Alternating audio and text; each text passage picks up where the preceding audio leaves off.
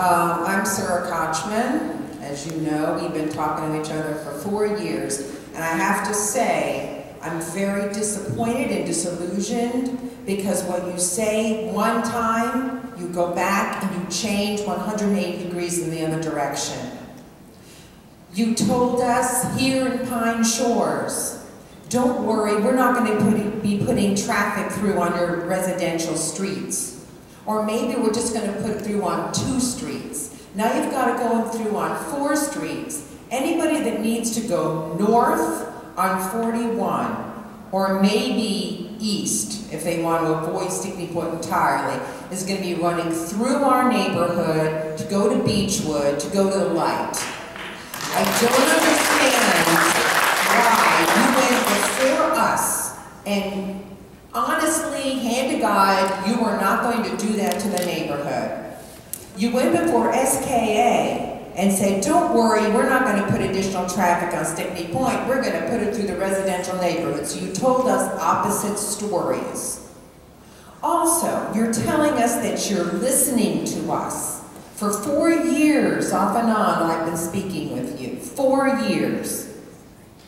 And you went now higher in your residential height. You were 30 to 35 feet. Now you're at 40 feet across from the residential homes on Glencoe and on Crestwood. How is that listening? You were at 506 residential units, so you magnanimously went down to 414. You know you've been authorized to go to 350 residential units. You know you're authorized to that. You told me that, and I have a witness who overheard you say that to me. You also told the people at SKA, I'm authorized to go to 350 units. Why not start there and have an honest dialogue to see if we can have a meeting in the minds? You're going straight to get the most you can, and then at the commission hearing, you'll announce, oh, you know what, I'll be a good guy, and I'm going to drop it to 350. When we really should be negotiating between 350 and 250, not 300. If you had CG, you would be allowed 250 residential, a 130 to 150 room hotel, and the retail. And you can't go around scaring people saying, oh my God, we can have 1 million square feet unlimited of commercial. Because you know in the economic climate that's today, nobody's building that kind of retail with e-commerce. It just doesn't happen. So you had to switch to the residential. It could be office. It could be office. But let's be real here. You're not being real. And what I also find disingenuous is FDOT, to be very clear, FDOT has not signed off on this project. FDOT has made comments. In fact, one of their comments says, as traffic to the development increases, so do backups on 41. It's in their comments on the March 22nd, 2018 response to Kimley Horn.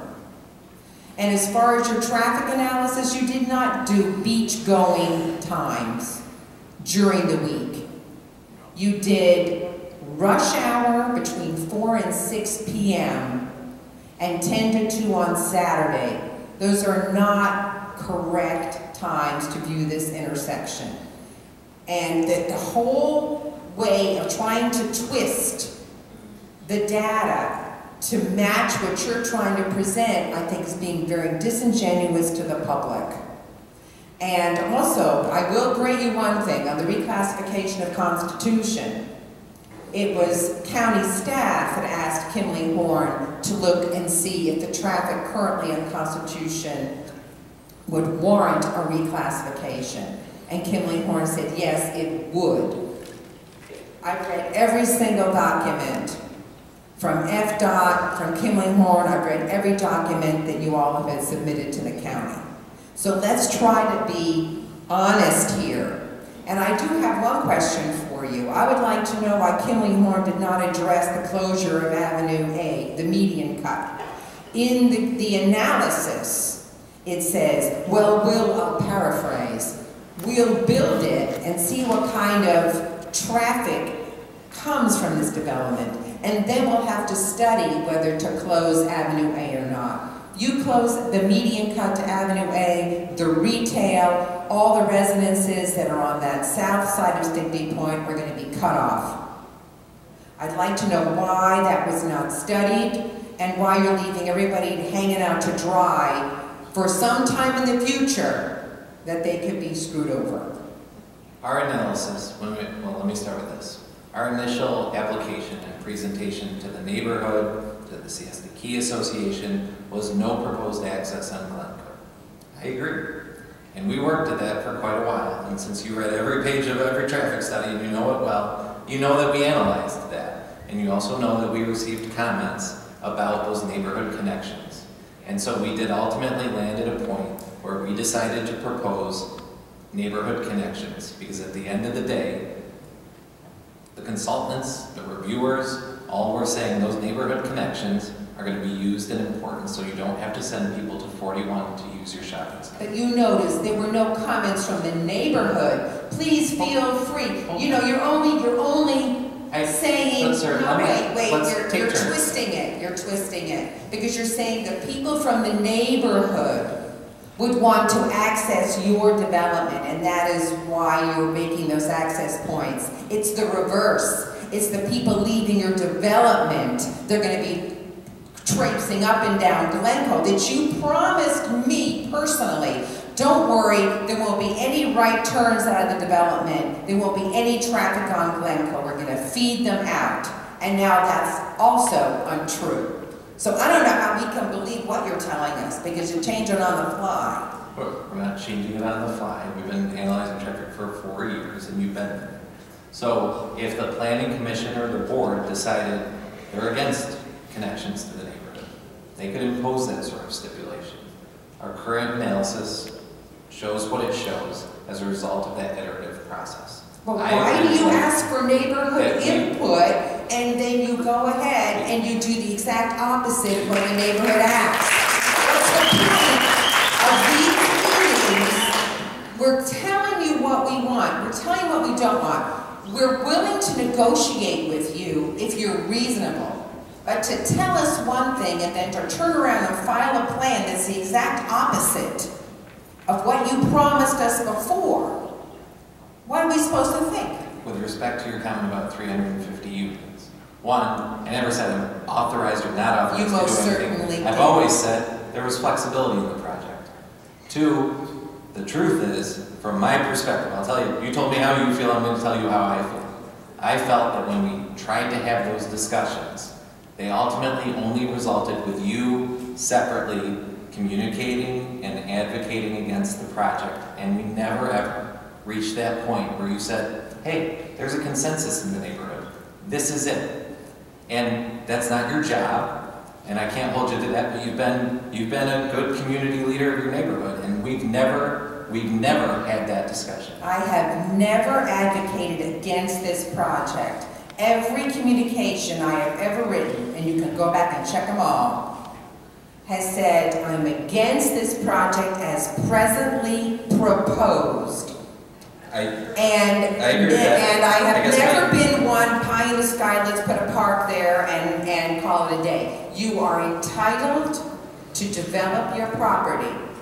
You bought it knowing what the future land use map is designated, CG. Now you're trying to put a whole lot more on there than what you would normally be allowed. And it is really, as someone said earlier, a slap in the face to the neighborhood. You're going through the motions here, but you're not listening. So, with respect to, so I agree, you've always said as proposed.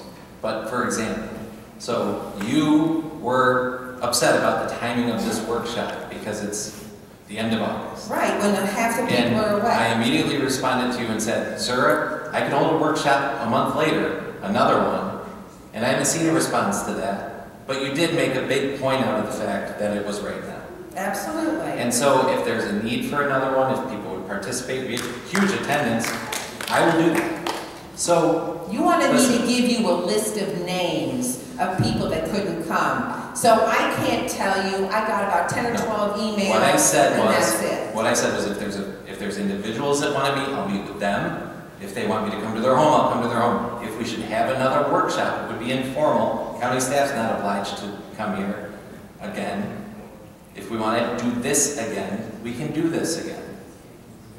So I'm open. It sounds like you're open, but you're upset about where we are. Yeah, I'm upset because you assured us of one thing. Yes, it is what it is. You assure us, you give us your word, and then we see a filed plan that is twice as much access to the neighborhood. Nobody, unfortunately, tonight yet, and perhaps as the mic goes around the room, are going to discuss how the traffic from your development is going to try to avoid Stickney and 41 at all costs, and is going to filter through the neighborhood. Your retail, your restaurants, your residential, all are going to want to avoid it. Not only that, once everyone has this great light at BC, what's going to stop anybody from leaving the key, turning on B and C, filtering through your development, and then snaking through the neighborhood just to get to the Beechwood light? Everyone's got Waze, everybody's got Google Maps. You're opening up a nightmare for Pine Shores.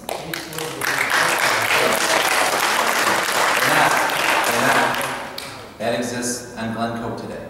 But you asked another question, which I do want to respond to if anyone has it, which was the median cuts, the left turns into the retail center, Avenue A. And we analyzed those. You came to a meeting at Morgan Bentley's office, and those neighbors very much want those to remain open. So we did everything we knew how in our analysis to keep those open, at least for now. I can't promise they remain open with or without my project, but we did what we could based on the analysis. And we got the responses we got from FDOT in the county. By the way, FDOT will have no say-so over what transpires on this roadway, zero. When this road swap, should it go forward, and it is not 100% in stone yet, it's still pending, FDOT will have no say-so about what happens on Stickney Point. They're only allowed to quote-unquote weigh in, and that is from a county email, as well as a correspondence I have from FDOT that also confirms that they will have no, zero input. We're going back